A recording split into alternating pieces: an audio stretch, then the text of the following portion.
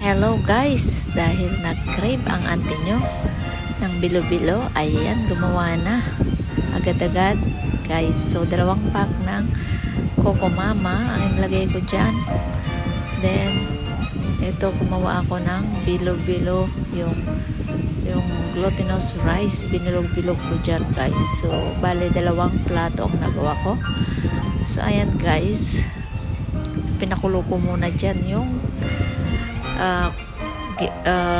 kakanggata.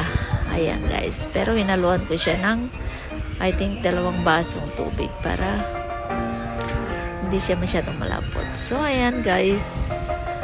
Next, sinilagay ko na itong aking pinakuluang sago, yung maliliit.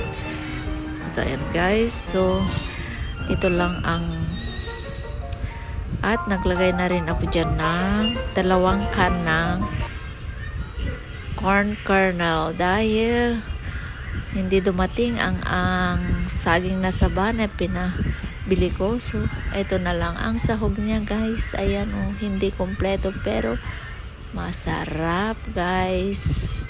Ngayon ko lang na natikman yung bilo-bilo na may mais dahil nakita ko sa YouTube. Ayan guys, so ano pang ginagawa natin? Tikman na.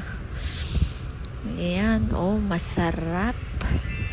Ayan, lalo na't ngayong tagulan, ito ang patok na merienda sa hapon. Ito na, sumandok na si auntie, titikman na at huhusgahan na.